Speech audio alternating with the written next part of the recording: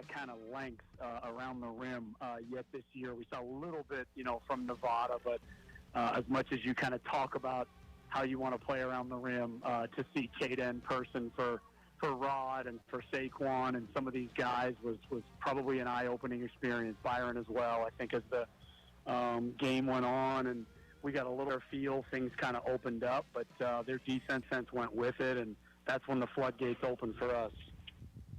Paul Weir, Lobo basketball coach, after a 77-49 loss at home in Lubbock last night to Utah State. Lobos dropped to 0-5, the 45 points, the lowest offensive output in the Paul Weir era at the University of New Mexico. Same two teams will do it again. Lobos didn't shoot well, they didn't rebound well, they didn't defend well, and they got blown out of their own gym. Good morning to our bizarre morning in our country. The opening drive, Jeff, something last night, I think they were, 12.5-point underdogs at home in Lubbock against the Utah State team.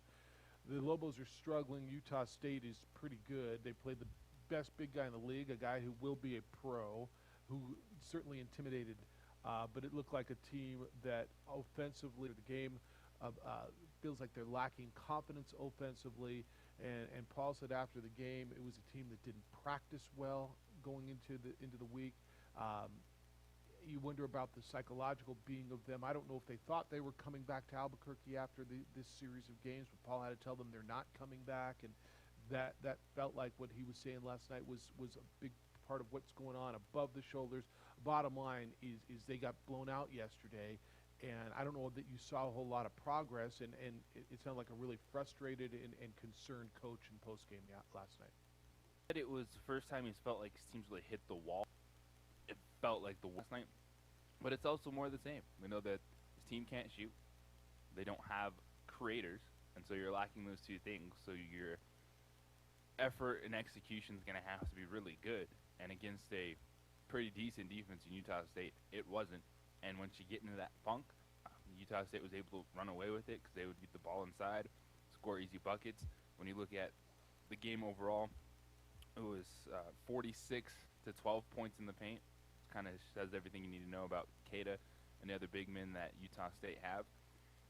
And it's just frustrating, hard to watch this team right now. Now, what he had to say about defense, it makes a ton of sense. And I'm not a big fan of the press for this basketball team, but he's like, we really don't have any other way to create offense. So we're trying to speed an opponent up, get some turnovers, get to the basket. Not able to do that, combined with all the other struggles they have, and that's how you have only 45 points scored. I know we're going to get into why, right? I know eventually this will evolve into, why is it they don't have offense? Is it simply because they're on the road and they don't have gym time? Is it simply because they're behind? And look, all of that is real. They're not making up. That's not fake news that they're behind everybody else, that they didn't have all these practices, that they have 2 hours. All that's real. JJ, right now, I don't know that Lobo fan feels that they're getting better. Paul did say, he said, when I told them we're not going back to Albuquerque, quote, we've hit a wall here, end quote. And he said, he says we didn't practice well. And I get it. And if for whatever reason, and maybe there was some talk, and I know that there's been some talk with administration and the governor's office, and there was some hope that somehow this was going to be lifted and they were going to get an exemption, they were going to be able to come home and play at home or bubble at home. Sure, that would be depressing or whatever. But JJ, they shot 26.8% for the game. They had 5 field goals in the first half. They had 19 points at halftime, and we're down 40 whatever to 19. Down by 20, I think it was 42, 19, whatever the number was. I'm looking for it. The lowest offensive output in the Paul Weir era. And I'm just watching that team, and I think they fought in the second half. I thought they made a run. He played 15 guys. He's still playing a lot of different lineups. But I'm looking for something there to grasp onto. I'm looking for someone to emerge and say, wow, that player is growing, or the offense is running through Jeremiah Francis, or whether it's running through Marin, but I'm struggling finding that right now, and I'm dying to find a positive, and I watched that thing last night, and I'm not sure I got one for you. The only positive is, as bad as the Lobos have been on the court, I don't think they've given up. Okay. To your point on energy, I just think they're not good, and thus the game can get away from them very quickly, as we saw in that first half when it was 41-18 at halftime. But when you come out, I thought Keith McGee gave him some energy, Rod Brown, like those guys came out playing hard. It's just when you're not scoring, it doesn't matter how hard you play defensively. Yeah. Like there's only so much you can do when you have 18 points in the first half. Because it's not like Utah State was necessarily coming down and lighting it up themselves. They were just getting the ball inside, scoring easy buckets at the rim, which, yeah, you could start, look at playing better defense. But Byron Matos, Valdil Manuel, anyone else, man, they were just so overmatched in that game. And yeah, the only thing I can say is at least, watching this team, it doesn't feel like anyone quit. They just are not good offensively. Utah State shot 49% from the field compared to Lobos' 26.8%. And let JJ, what you just said is why I asked the question that I asked in the post game, which led to Paul saying, you can't. We played an elite defensive team, and you can't practice. What do you say? You can't. You can't replicate that in practice. That's the word I was looking for. Yeah, that was the word I was looking for. It feels like an 8-foot dude standing there in the middle of the lane. Right. But my question to him was confidence on the shooters. I mean, I just, how were they confidence-wise? And you've got to see a few go through. And you're not. And that's what's concerning me right now. So we'll see. The second game against Boise State, they didn't get a lot better. The second game against Nevada, I think you felt that the Lobos got a lot better. Let's see what happens on Friday when these two teams play the second game of this two-game series. The number to get in today is going to be 505-246-0610. That's area code 505-246-0610. Your emails come in Jeff at 610knml.com or JJ at 610knml.com. Guest list for you today, Jerry Palm from CBSSports.com, due to be with us coming up at 8:30 this morning. We'll talk to him about the college football playoff championship game, which is scheduled for Monday in Florida. We will talk to him about college football overall, what we saw last week, maybe get a little college basketball through him as well. 9 o'clock this morning, Lobo offensive lineman Teton Saltis will be with us. Teton is one of the three finalists for the Werfel Award, which is a prestigious award in college football, recognizing community service, which will be awarded, JJ, tonight. And so Teton will be with us today at 9 o'clock. And if you listen to our show at all this summer, I'm going to assume you heard Teton. He is refreshing. He is cerebral. He is good-natured, kind, smart, just terrific people. And I always love the conversation with Teton. Absolutely excited to talk to him and just pick his brains more about ultimately how he got to the position. Because when you listen to him talk and some of the things he says, I think we all like to think we're a good person and we want to do good. But I think a lot of it is, well, how do you turn that to action? Like, how can you actually be an impactful member? And Teton has done something amazing already with his career and his life, and to that extent. And he's a fascinating young man. Always excited to talk to him about everything, and I'm looking forward to the conversation. All right, so that'll be at 9 o'clock this morning. We're going to have a lot of conversation with you as we go through. If you want to have a conversation about what we witnessed in our nation's capital yesterday, as you know, and again, if you've listened to our show at all throughout the summer, we're not going to shut you down if you want to talk about what's going on in the world when it's something of that magnitude. We can have that conversation as well. When we come back, we'll talk more Lobo basketball, but I want to remember a baseball coach that UNM lost yesterday, a guy who was incredibly influential in keeping that program here. In fact, essential in keeping Lobo baseball alive, and a guy who I have never heard anybody say a bad word about passed away yesterday. We'll remember Rich all day next on the opening drive on 95.9 FM and AM 610, the Sports Animal. You've seen Rich Eisen on TV and heard him on the radio, but if you listen to the Rich Eisen...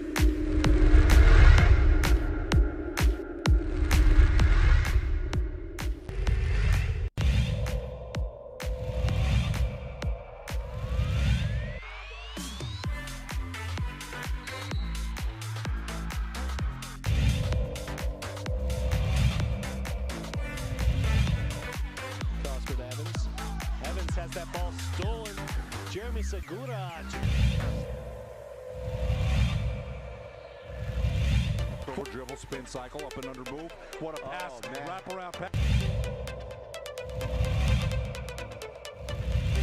Harris, Legate, the long bomb, 3 ball.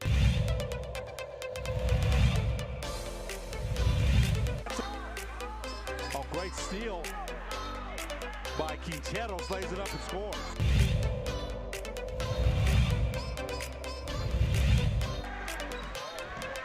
A whole little jump step in the...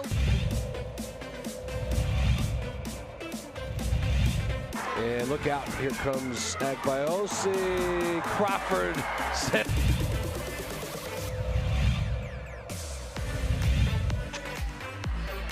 That's blocked. Lansing says, get that out of here. Sister to sister, Marianne Lansing's going to go all the way. Turnaround.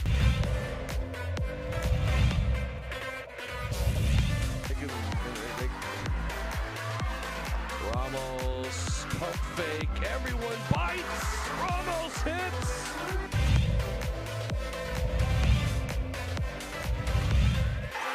Jackson loses it. Taylor Bond back, alley-oop, put it down. Dunkalicious, how about it?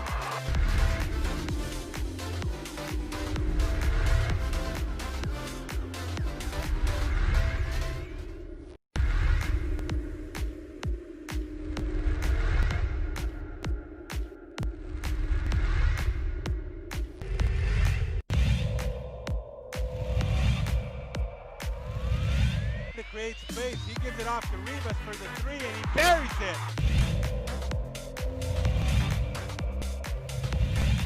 Gonna be coming in soon. Double pick set for Avalos. Goes to the right. Avalos puts it up high. Window. Scores it.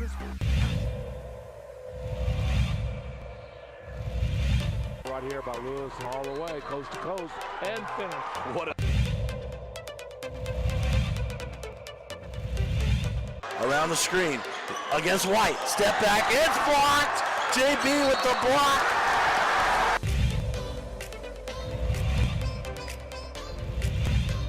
In transition, ahead to hit on. Hit on for the two-hand hammer. Seconds to go. They've got a shot.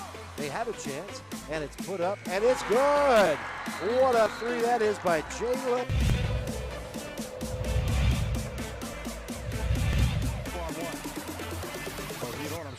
Hito puts it up.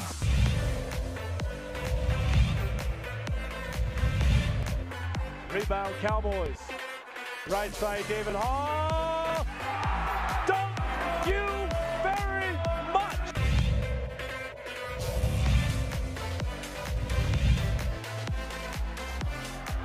Here come the Cowboys. Domino Lovato lays it up. Missed it. Hey, how about it? Thank you, Lusses. Thank you very much, Raquan Mitchell. Clock at 6. They get it. Barnes Tompkins fires. Yes! Pass up court. This for the win. Blocked by DJ Bustos. Cowboys win. Cowboys win.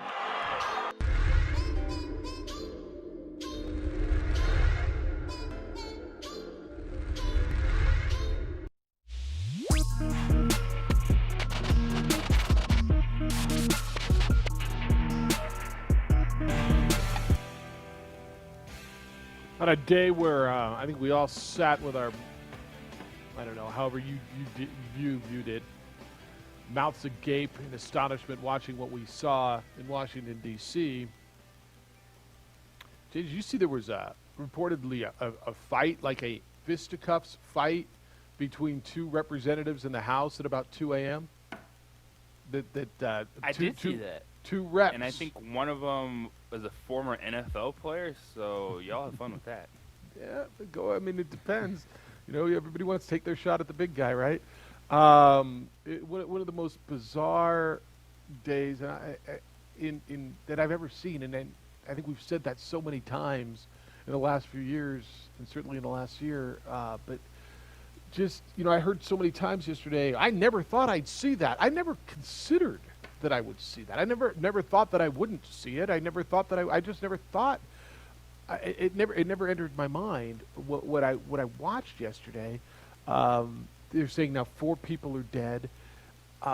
What happened, and Congress got back to work. The Senate and the House got back to work right around 8 o'clock Eastern time last night, and they did what they were there to do. But it was just I don't know. I heard a lot of words from anger to astonishment. Sad was one of the words that just resonated with me as we watched everything that's going on, because I don't care where you are politically. I just don't know anybody, I don't think, maybe I do, that looked at that and said, yeah, that's what needs to be happening. And it was just sad to me that our division has gotten us to a point that our capital was invaded for the first time since 1814, when the British burned it down, and it was invaded by us, and people are dead. And I couldn't believe in some respects what I was seeing, and when I grasped it. Like, Addie went to bed last night. She's like, Dad, I'm just thinking about this. I can't believe what we sat and watched today. And I said, I know, Ben. I trying to explain it to her, who's so cerebral and so thinking about it, and there is no context for it. It was one of the most bizarre viewing sessions. And look, man, we've had a lot of bizarre viewing sessions over the last bunch of months as we sat and watched cable news and watched things play out live in front of us. But that was I'm not putting it on a scale. I'm just telling you that for me, and I don't know where you were, and I'm going to assume somewhere similar. Just so sad and so surreal, and I keep hoping we've hit rock bottom. Everything that we've experienced since March feels like something that should have happened over a decade, and it hasn't even been a year of what we've gone through. And you kind of equate it to, the things we've directly dealt with in sports, and we're like, oh man, the NBA season's on pause. Oh, they canceled the NCAA tournament.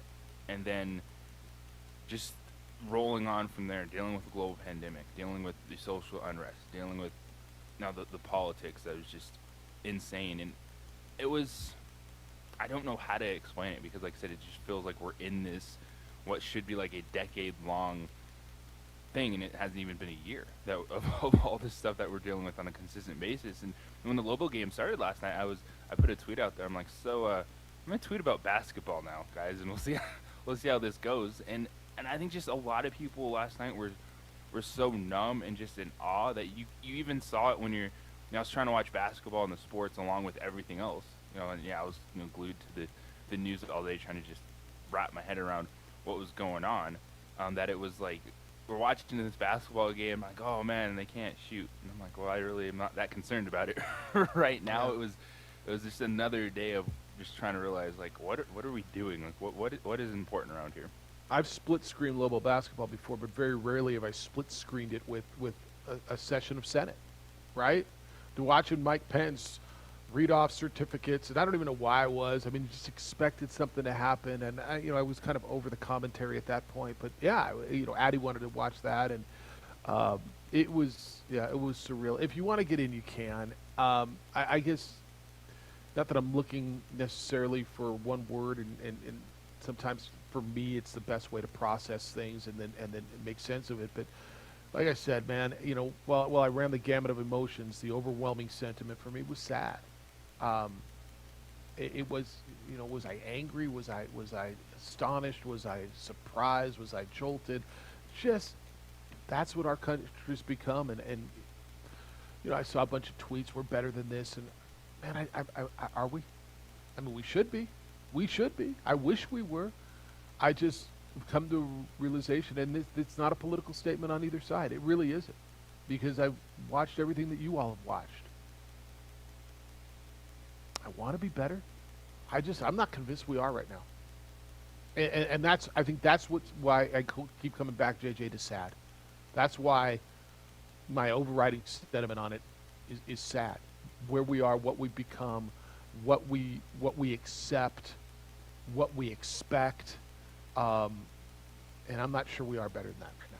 because that's literally what we are. And I don't want one side pointing fingers at the other, because I think everybody's complicit at this point. That's just kind of where I came out. Yeah, it's like you said, man. It's It was what's the word? The way we put it? It was shocking, but not unexpected. Right. Which is just wild to think at this point in time. I don't know, man. I mean, it was shocking, but to me, it was still. I mean, did you expect this Capitol to be stormed like that? Did you expect to see people sitting in Nancy Pelosi's office with their feet up, or sitting on the Senate floor in the chair of the Senate? I mean, with all due respect, I guess in retrospect, I guess I'm not surprised, but certainly unexpected is a word I'll still use for it. It's one of the things. It's like the writing was on the wall. Like, they talked about this day. Yeah, I know. Showing up, marching down that street. Yeah. All right, 505-246-0610. JJ, did you know Rich Allday at all? The former Lobo baseball coach?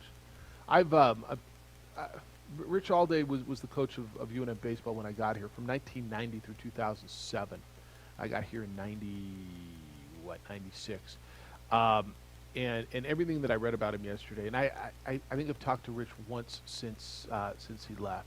And it's one of those things where I wish I would have stayed in more touch. Was a good baseball coach. Still the winningest coach in the history of UNM. 515 and 513 and 3 over those years at UNM. He won over 1,000 games between UNM and Pima College. Passed away, 71 years old. I guess it was a prostate procedure somehow went awry, and Rich lost his life. Rich was one of the good guys, and I know guys like Dusty Young, Ronnie Meng, Jordan Pacheco are still around that played for Rich. Rich saved that program. That program was about to go away. There was a period when wrestling and gymnastics were cut, and much like recently, baseball was on the block. Rich really saved it, and Rich turned out some wonderful student athletes. He had 34 players drafted from UNM, and just one of the good guys. And 71's too early. 71 is it's just not that dang old, and our thoughts, certainly mine, go out to Rich and his family and to Norma. Just one of the good guys, man. Like there's been, over the years you get to know coaches, right? And there's some guys you just, JJ, most of them, pretty decent guys, but there's some guys who you just go, wow, that's just a good dude. Like, treats people well, even in bad situations, treats people well. It's easy to be a good guy when things are rolling, right? It's not so easy sometimes when it's not, and that was a good guy. And thoughts, prayers, condolences, love to all of his former athletes who loved Rich, the people who knew him, the people who worked with him over at UNM. I know there's still a number of people over there, and we lost a good one, man. Just a guy. I remember the stories. His son Ambrose passed away the year before I got here, 16 years old, and he devoted so much to Ambrose, his name, scholarship fund, golf tournaments, all kinds of things. So deep love to Rich's family and to all those who love baseball and who loved Rich Allday, because you lost a good one. All right. I almost said let's lift things up, but bring things back and get into Lobo basketball. I don't know if that lifts you up anymore. We'll talk that. We got phone calls coming in at 246-0610. NFL playoffs are days away now, JJ. 2 days away, and there's a bunch of storylines to get into there as well. Your boy Bradley Beal went for 60. Wasn't very happy about it last night in the NBA. It's the opening drive. We're on ProView Networks at 95.9 FM and AM 610, the Sports Animal. Get into the game with Garden Swartz Team Sales. They have everything you need, from screen printing, embroidery, and digital printing services, high school letterman jackets, and all high school and club uniforms, and individual and team apparel with the most reliable brands like Speedline, Rollins, and Wilson. And don't forget to check out the latest F7 Shut helmet. It's all at Garden Swartz Team Sales. Give them a call, 505-884-1234. Garden Swartz Team Sales.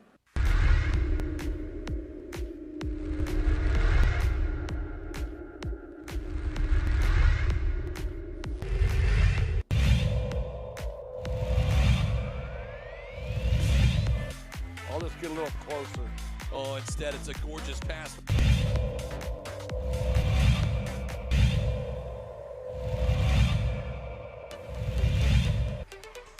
Great pass, Hadbury, and thank you very much.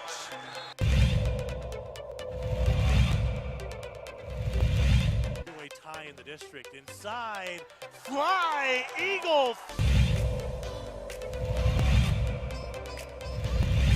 Chavez uses some athleticism. And then Morris down low, able to finish. You called it, Steve, in 10 seconds. And look at this. Stripped, stolen Watson. Christian Lucero beats the buzzer. Here's Ian Chavez, the sharpshooter. Got it. Could have said that any better. He answered the question. He On got a another steal one. at the buzzer. Back to back for Chavez. To the paint. Medina from the volleyball lines. Medina wants another one from deep. Oh, he wants 10. Give him 10.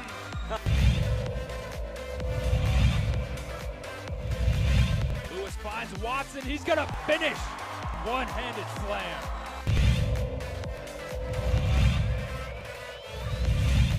Vista, but just all the different scenarios we could see potentially play out ahead of the state tournament.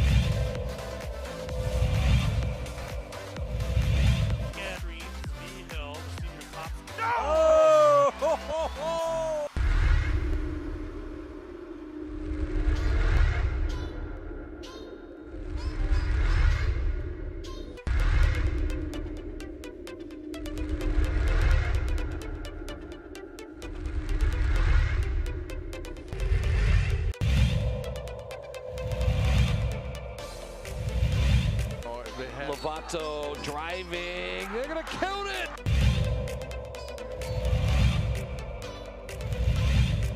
Gallegos. Ooh, a little spin and a finish. Here's Natalia Chavez. Good spin. Takes it.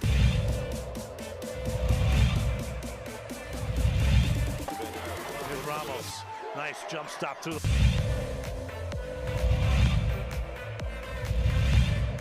Play with the gambling a little bit. Oh, there's a...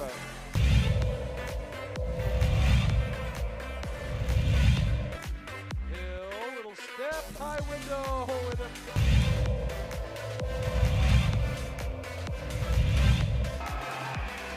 Got the second. The middle. Here we go. 3.9. It's Cooper's going to run with it. Cooper's going to swing it out to Lowry. Lowry. Portillo couldn't get it off, and Clovis. It's waved off. He did not get it off in time. Portillo.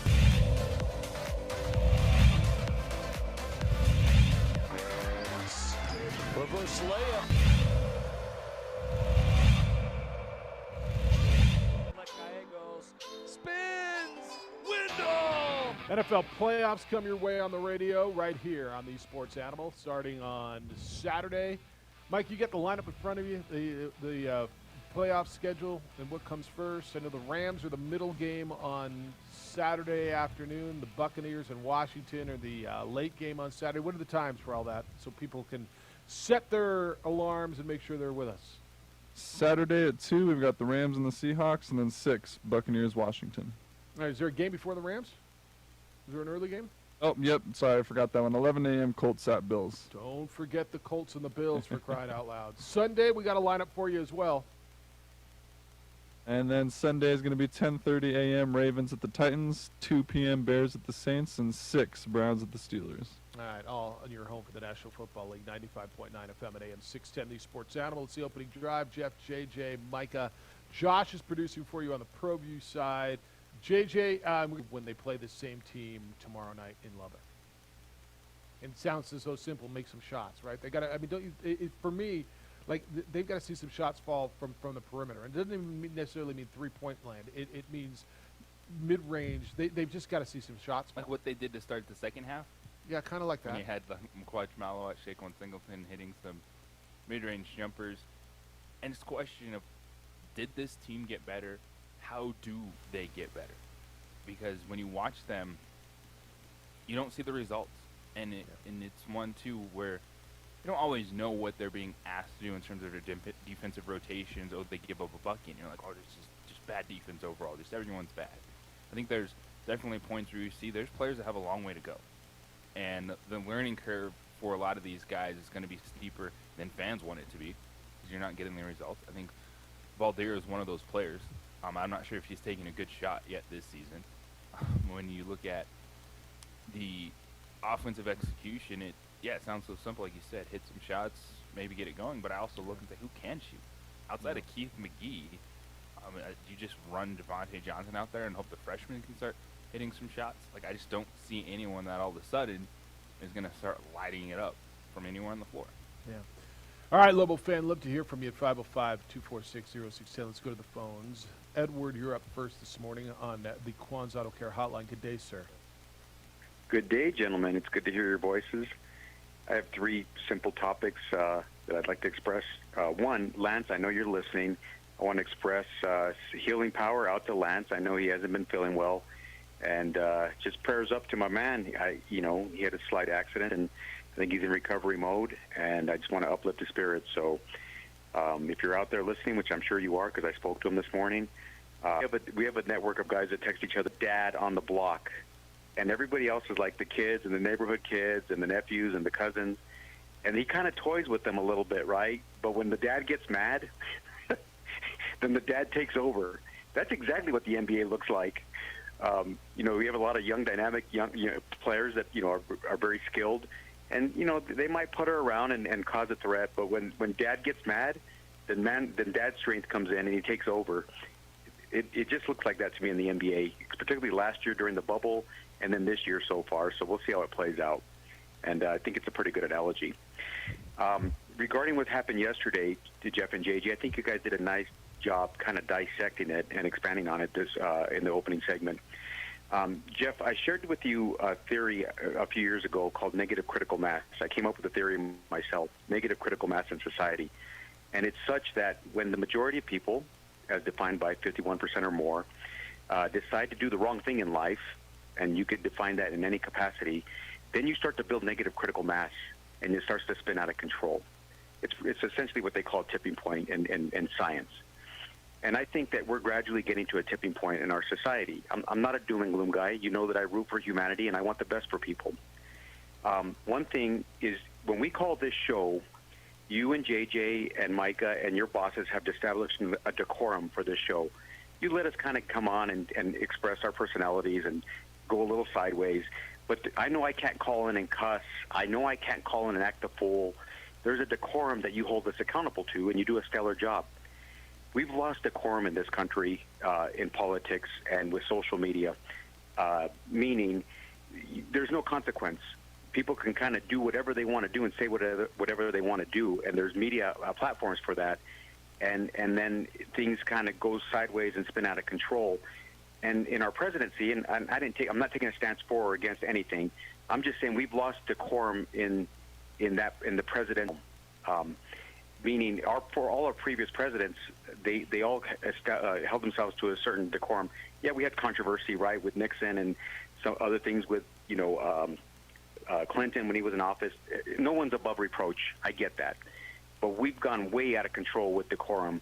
And I think until we establish decorum again in this country, in some capacity, whatever creed, whatever philosophy people want to follow, that's great. I always tell people, do whatever you want to do in life, just don't be a burden on society. Make sure you and your kids or whoever is in your family isn't a burden on society. Then go out and express yourself and do whatever you want. Just be productive.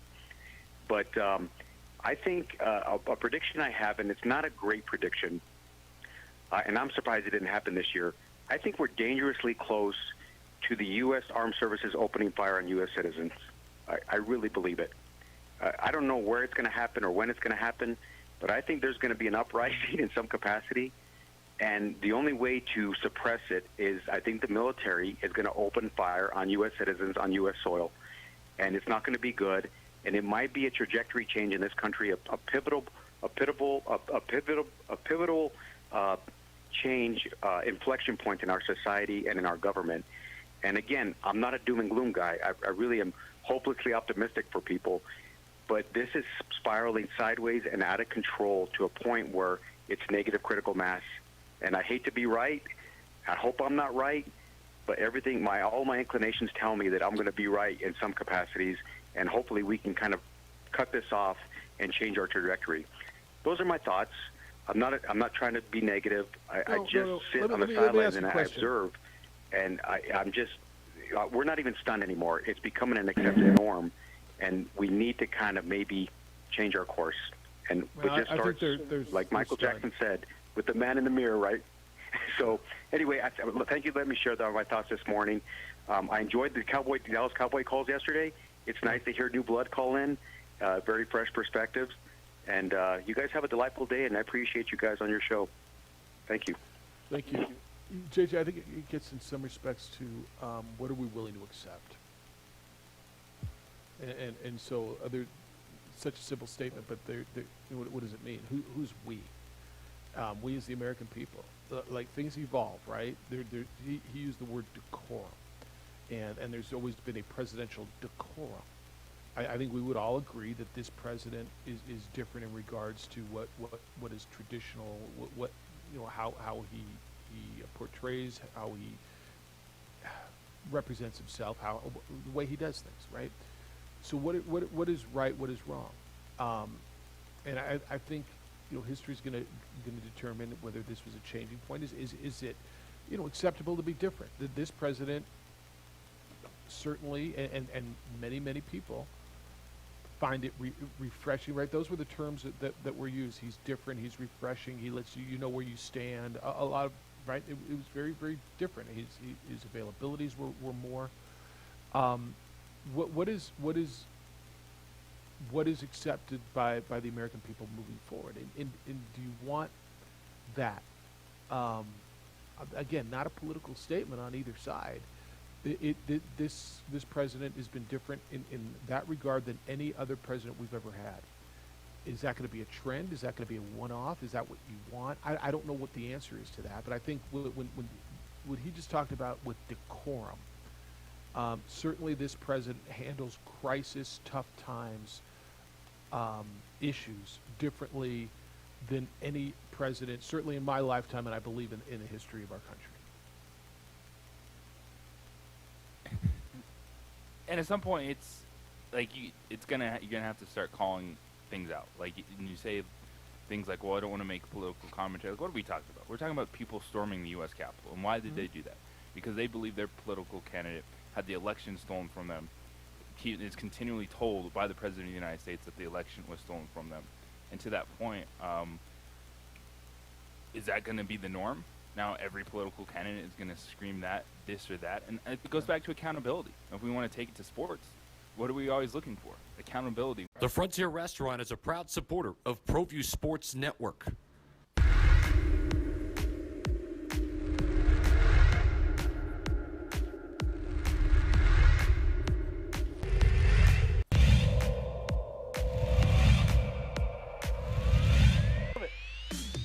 Melfi can cash it in. He's got some protection. Deep ball. Erickson's open. Touchdown, Monarchs.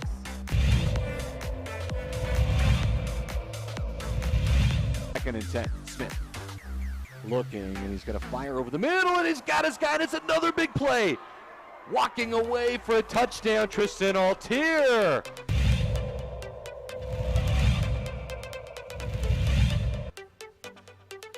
going to hand it off to Chavez. Chavez breaking tackles, look out! Chavez up the sideline, stays in bounds, touchdown! Volcanovic! Down, and he's on the outside. There's a lot of room for Brad Thomas. A move, and he's set free.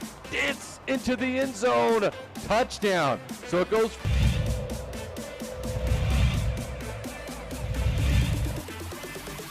He'll run with it. Stumbling. Gets down into the end zone. Looking to throw it. And he throws it in the end zone. Caught!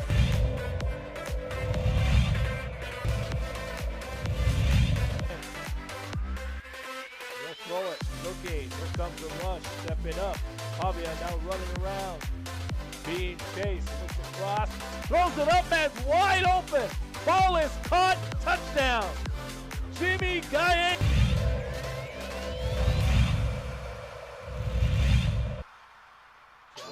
Dropping, looking, stepping up. He's going to run. He's got a lot of green in front of him. To the end zone. Touchdown. Rio Rancho, Isaiah Chavez. Chavez set. He's going to run with it again and dives and...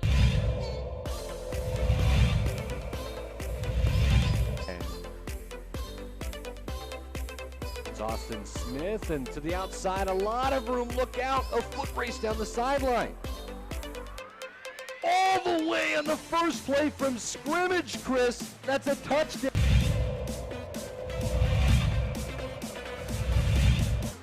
Scrambling. And great hit. He bounces off outside. Got some daylight at the 20, the 10, the 5. What an incredible run.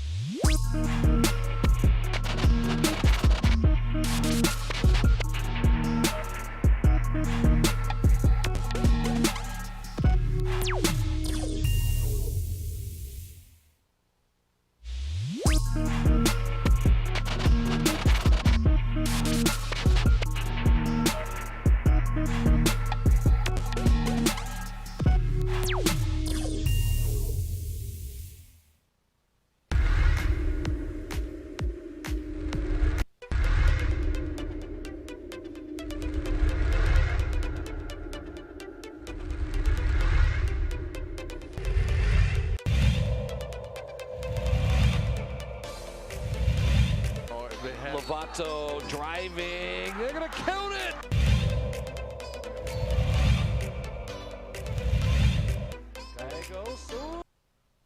Burn dryer. That.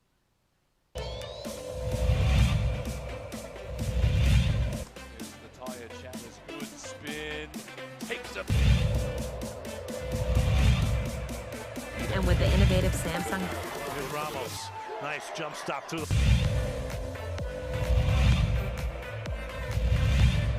Play with the gambling a little bit. Oh, there's a.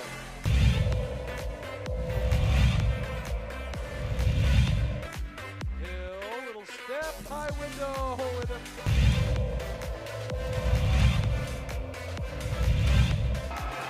Woo! 77-45, Utah State beat New Mexico last night at home in Lubbock-Kirky. Can you call it Lubbock-Kirky? If it was Frisco-Kirky, could it be Lubbock-Kirky? Can we just go Lubbock-Kirky from now on? Doesn't roll off the tongue as well, but we can try it. It's all right. Lubbock-Kirky? Because the Lubbock-Kirky. K is there, the Lubbock-Kirky, Frisco-Kirky. Albic. Yeah, Lubbock, Albic, Lubbock-Kirky. I'm in. I don't care if you're in or not. You don't have to be in. Last night in Lubbock-Kirky, 77-45, the Lobos got beat. If someone asked you that yesterday, I think it was yesterday, what would you have said? What would you say they're playing 20 games? 20 games. So before yesterday's game, they were 0-4. Jared. They were 0-4. I would have said maybe 6 wins. All right. That's what somebody else had said. I said 5. I think I said 5 and 15. And it hurts. And he says, "Whoa!" And I said, "Where? Tell me. I mean, where are they coming from? You still got to go play San Diego State. Now you played Boise State, who's one of the better teams. You played Utah State, who's one of the better teams. Obviously, Nevada's better than you. Colorado State looks really good. San Diego State looks pretty good. I mean, are you gonna get one or two from Air Force, maybe? San Jose State damn near beat Boise State. I mean, where are you getting? I don't mean to be a jerk. And he says, no, you're right. Gosh, it just bums me out. And I'm like, you're you're not being a 5. jerk. It's looking at the reality of the situation, and the question you go back to is not just it's how will this team get better? Is it just simple as that? Practice, and then the shots are going to fall? Because you have dudes, you brought it up, they don't look confident shooting. No. And it's not even just a confidence thing. At some point in time, you either can or cannot shoot. And there's a lot of cannot right now, which is why you see them trying to press, see them trying to speed up the game at times to get easy baskets on the other side, but they're not turning people over. They're not defending well. And we're in this area where it's easy for the Lobos to get in a funk in a game, and thus a team can run